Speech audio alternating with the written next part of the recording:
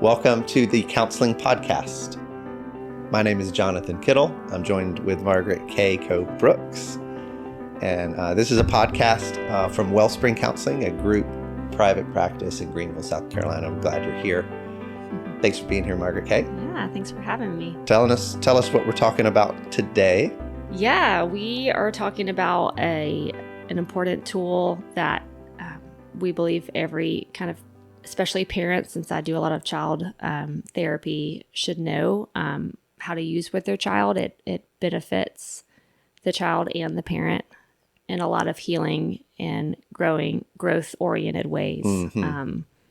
And it's one that is simple, yet really hard to do sometimes in our world. Mm-hmm.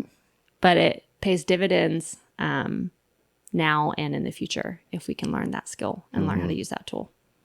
So if you're a parent or you know a parent and you've ever felt like parenting is hard and you're not sure what to do. That's right. Or just a person. or just a human being trying to enjoy relationships better, deal with challenges. Yeah. Stick around. We're going to talk about reflective listening.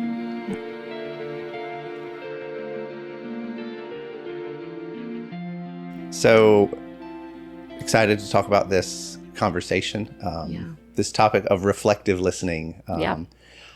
Before we jump into that, I know we're both parents. It's really personally still really hard and challenging at times to know how to respond in certain moments. It's a bit of a myth that because we're counselors, that means we're amazing parents at home.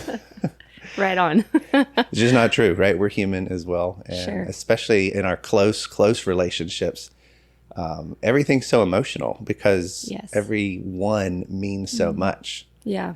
And so it's hard to know what to do. What do you think about, the quest for parents to figure out, how do I parent? What's the right approach? Yeah. Are we even asking the right questions sometimes? Yeah. I think in this day and age, it's probably pretty known to all of us now, just the amount of information at our fingertips at all times is, I think, a double-edged sword in a lot of ways. The nonstop just overflow due to phones and internet and 24/7 news offering all this new knowledge or new tips and tricks. And sometimes I wonder the same if it actually gives us help and more knowledge to apply wisdom, or if it's overloading our systems. It's just too much to take in, you mean? Yeah. It's too much to understand? Yeah. And when we talk about parenting, yes, we're talking about parenting right now, but there is so much information out there of the right way to parent, or, there's the gentle parenting, and then there's, all these other forms of parenting that can be, tips and tricks through all sorts of specialists it can feel overwhelming and maybe contradictory at times. And then also it's but my kid's not doing blank, or my kid's not where I think they need to be, or I'm more confused of, well, am I a bad parent because I don't do this, or why didn't I think of that, or my child's not doing that. This comparison game that can go on and on. Yeah, for sure. That can get pretty vicious. So people get in, it's they seek information because we don't know what to do. Yeah. But then when we're seeking the information, we can get more overwhelmed. Do you think that's an attitude, inner mentality thing, or is that it's just a reality of so much information? I think it is a lot of information. I also think it shows in our culture a lack of confidence and understanding or values of what parenting and family life is about. Okay. Say more about that. A lack of confidence to even know what it's all about. Kind of a lack of foundation of,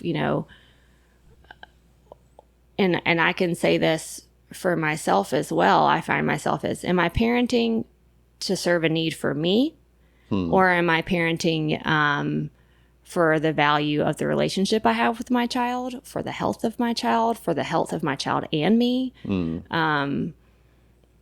And it can get real tricky, and it can get kind of hazy to know sometimes in the emotion, like you said, of it all, of, what are my actions in this moment?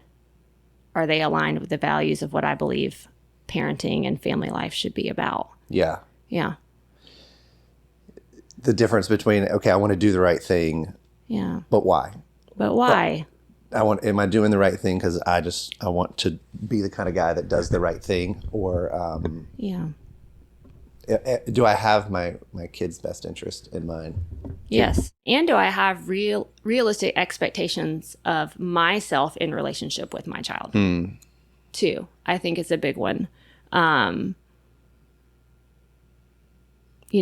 parents want, my child's successful only if they, or my child feels this, they're successful only if they are perfect in everything. Or I have to be careful to not make them more upset. Or, or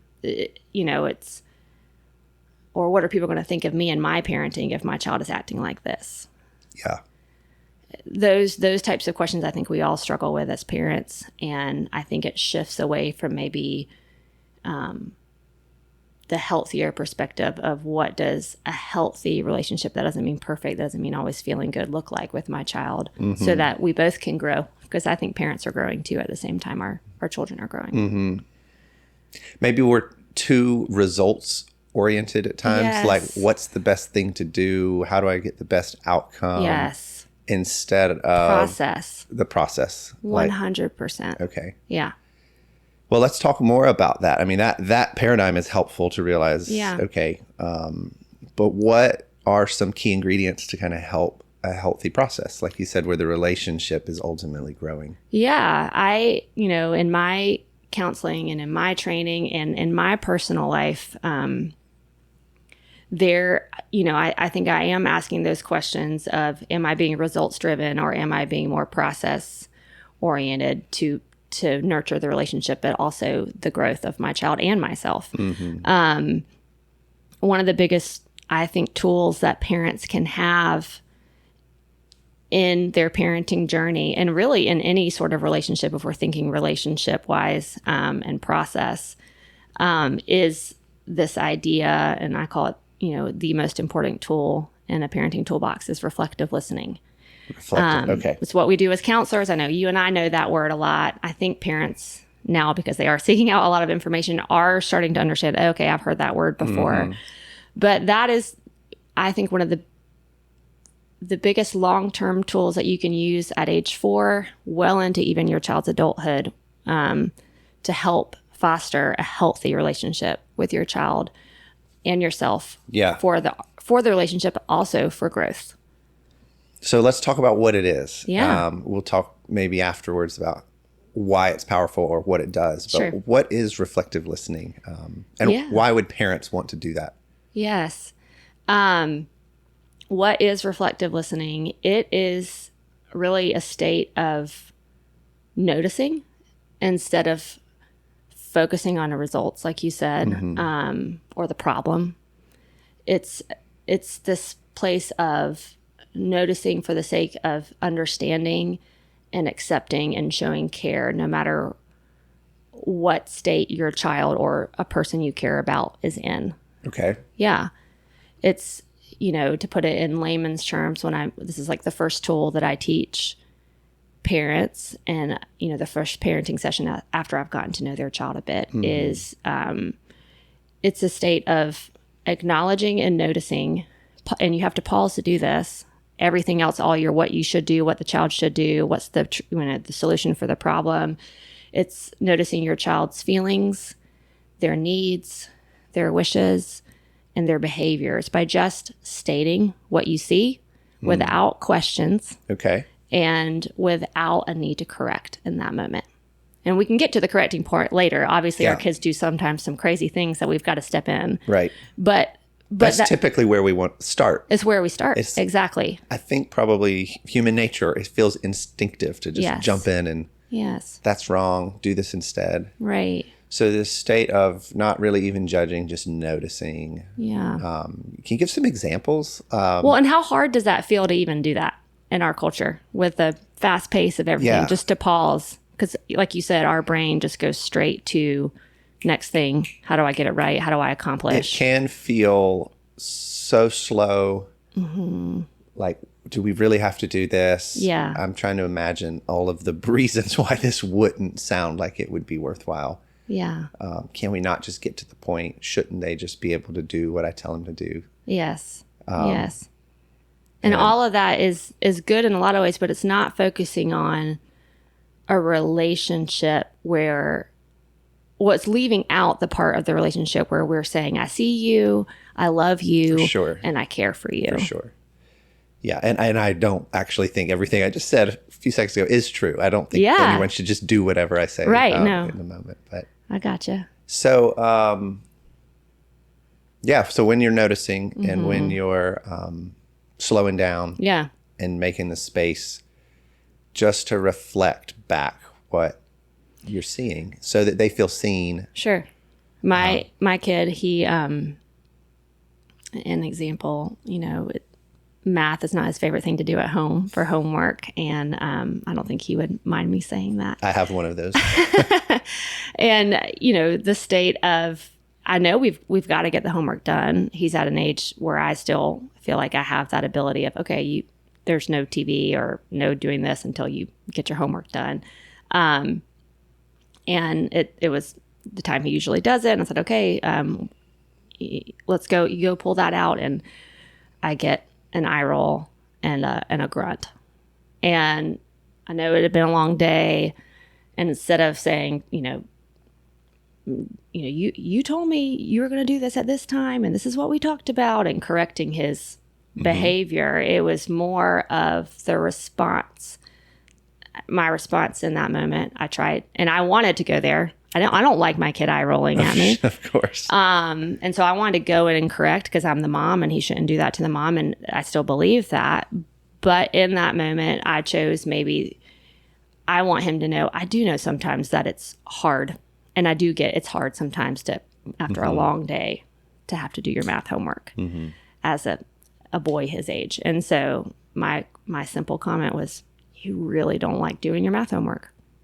So there it is. You really don't like doing your math homework. Yeah. That's just the mirroring back, reflecting what you're seeing. Yeah. Yes. Or it's so hard. It is so hard to like gear back up and do math. Yeah. In the evening. It's so hard. Yeah. And that it's just noticing. And, after in that one particular instance, he didn't say anything, but he still got it out and he did it. And I kind of left it. Sometimes that works. Yeah. And he still did it. And he did it. Yeah. Yeah.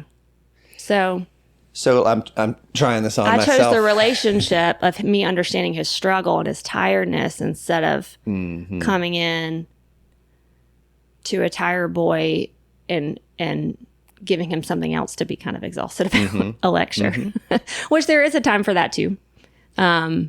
But yeah, that would probably just pile on. Yeah.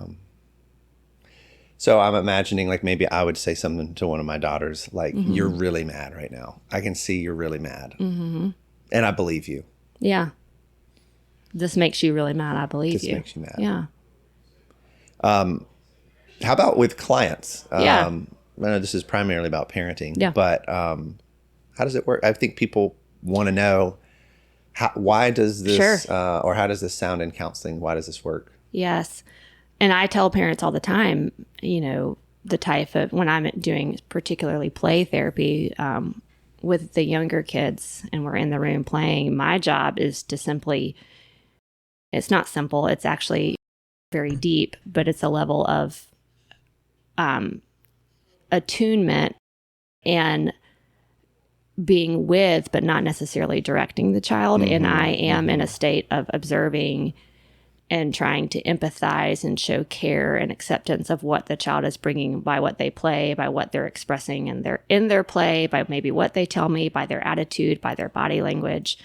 All I do in therapy, in one way to put it, is reflect what the child is bringing into the room. Because it does give a child a safe place to work out whatever it is that maybe brought them to counseling or other things that might not be known yet. And it gives them a safe place to process and think about it. A lot of times I've heard when we reflect, we're pausing, but we're also teaching our children to pause too, and to be a little more self-aware of what's going on, what they are experiencing in that moment. And they don't have, especially the younger children, they don't have the skills yet to have that awareness without some pretty heavy guidance, which is another beautiful thing that reflective listening does. It does pause and give children, when you do it in a safe and nurturing, I'm here with you way, it does in a way hold a mirror up to what they're experiencing for them to hopefully either in that moment or in time grow or process that out in a better, less intense way. Yes. Yeah. It really does.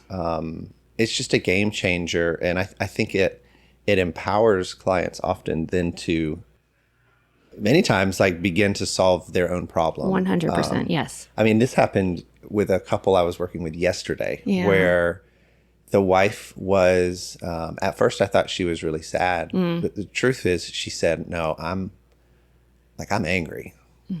And she was crying, but she's like, I am she called herself an angry crier. Yeah. I get that. Right.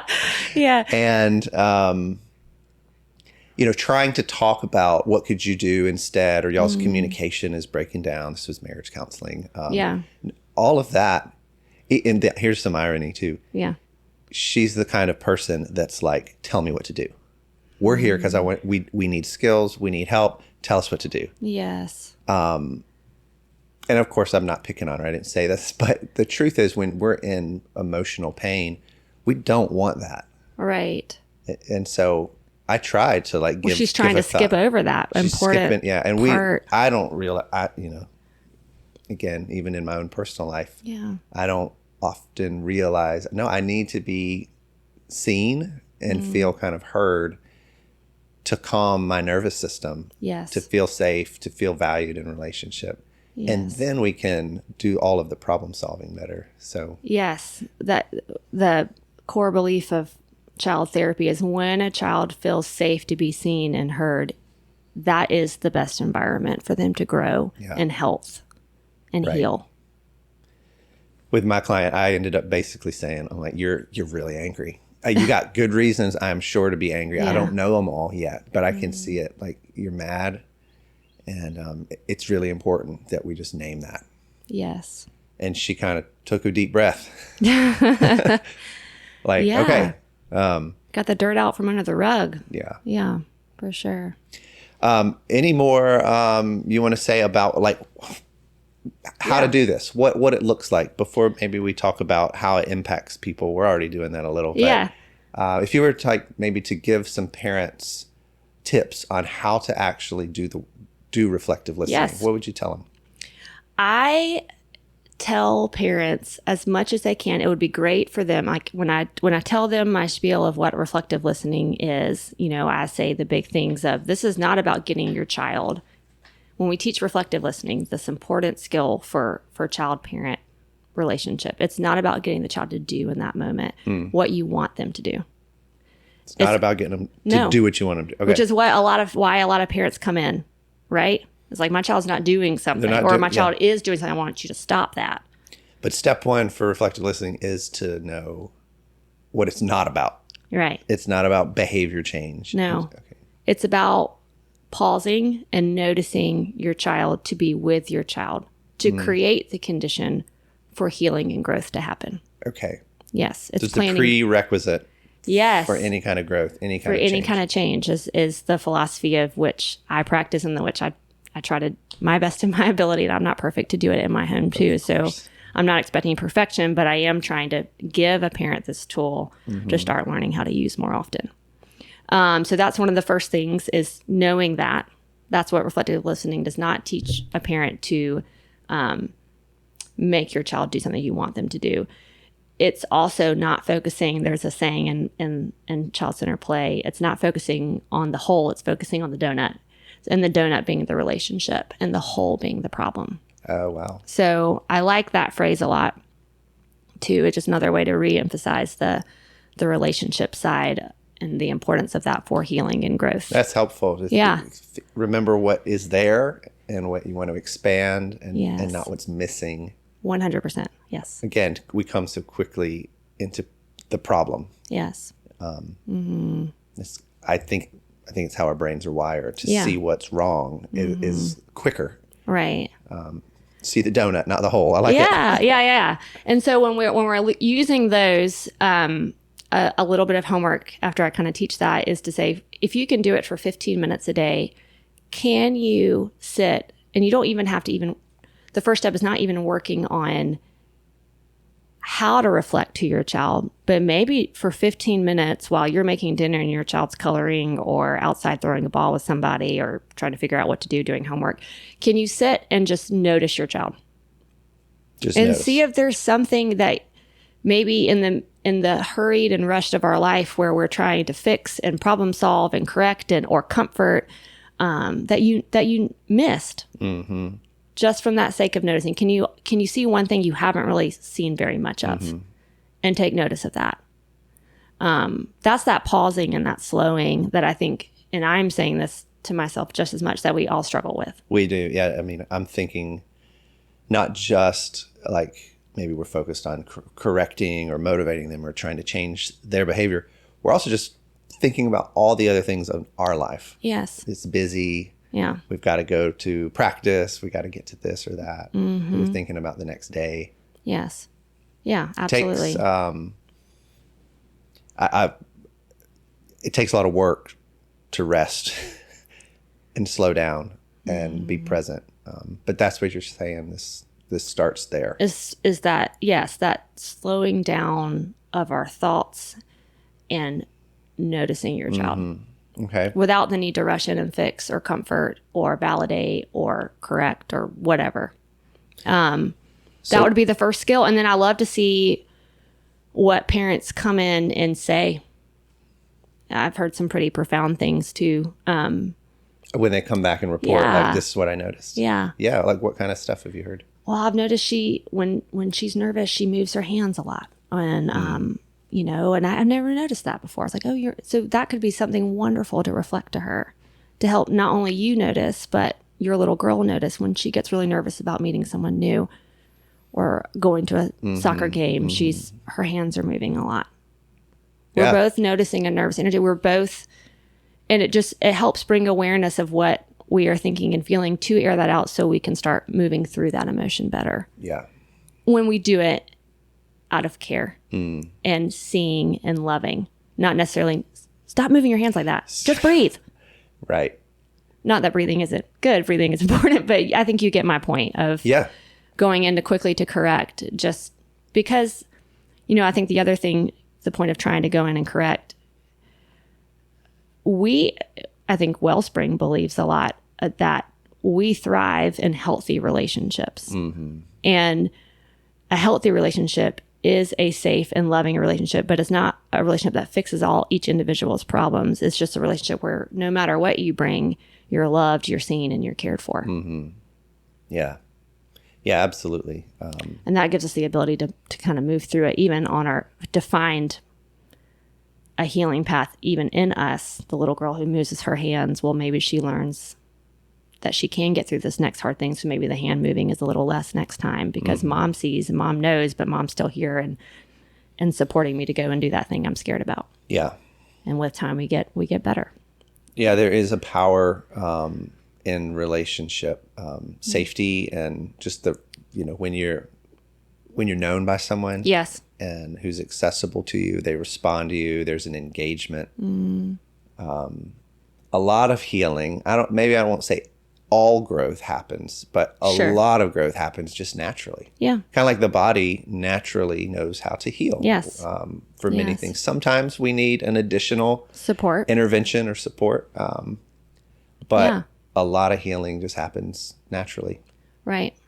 And yes, and counseling does help with that additional support and gives tools and skills and awareness or lots of things, especially when we're thinking about kids and their parents. But the first thing is, can you pause and just see your kid a little deeper? Yeah. What would you say, like when a parent is, after they've noticed and they're actually trying to speak some words of reflection, any tips for how to do that?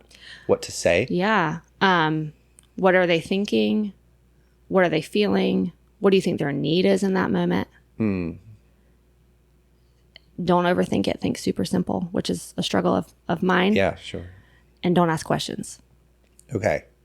And don't correct. Don't correct. Don't question. You seem really upset. You seem stressed.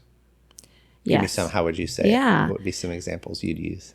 I think with the younger kids, the more simple emotions, the better. You're really sad. Your brother got to go to the toy store and you didn't. You wanted to go to the toy store and you didn't get to go. You're really sad about that. Or you really didn't. This is something right now. You really, with the summertime and the weird weather we're having, you really didn't like jumping in that cold water to start. You were crying before. Yeah. You were really happy after swimming. You did something you didn't expect. And you were really proud of yourself. You really surprised yourself. It can be positive too. It can be positive. Yes. And so obviously, it's not just the negative emotions we're trying to bring out. It's the positive is showing that, hey, I did something. Yeah. Or something is meaningful to me. That mirror is just as, if not more important to reflect. Right. Yeah. So let's come back again and talk about what this does. Why is this powerful? What is this doing to a kid, a human? It could be an adult. You said it's not a skill just for the young children. No. It is teaching this pause to create better awareness.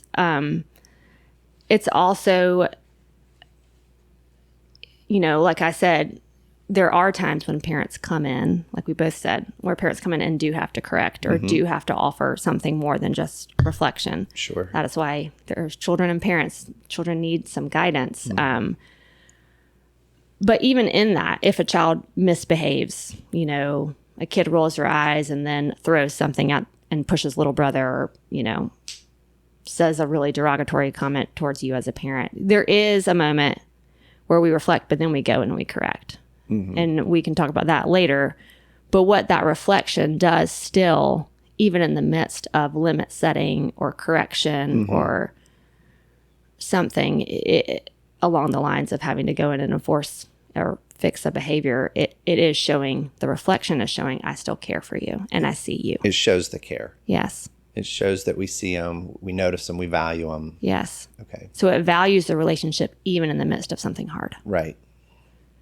Which increases the chance that the teachable moment, let me show you how to do this differently. Yeah. It increases the chance that that's going to stick, that could be received. Right. Because if a kid feels like mom doesn't even care about me, she just, just tells me what I'm doing wrong, they're not going to listen to you because they don't feel like you're listening to them. Yes. And that's a basic human need to feel seen and cared. Right. And loved for. And that's where we thrive. Right. Even in the hard. Right. Yeah.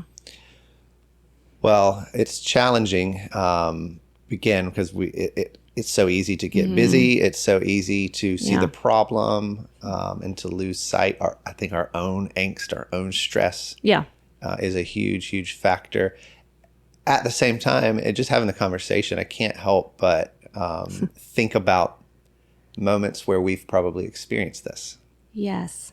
That's why I'm saying this is a tool that not only starts in our childhood, but goes well into, I have experience of people accepting me in my state of happiness, but also in my state of really challenging feelings and experiences and loving me and that safety that comes from it.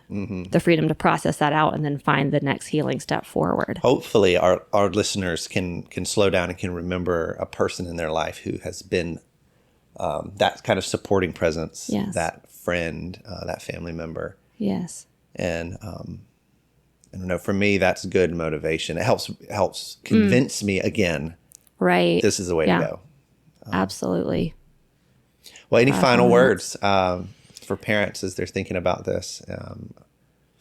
I think this question of, what should my child be doing or versus how do I understand my child and what's our relationship like is the key towards a healthy child and a healthy home life. Asking the questions that support the art of the relationship. Yeah. Keeping the relationship central. Center. Yeah. The donut. That's right. Not the whole. making me hungry. Yeah. And reflecting is a huge way to help us slow down to make room for that process. It's been really helpful. Appreciate you coming. Good. And sharing these thoughts. Yeah. Thanks for having me. Absolutely.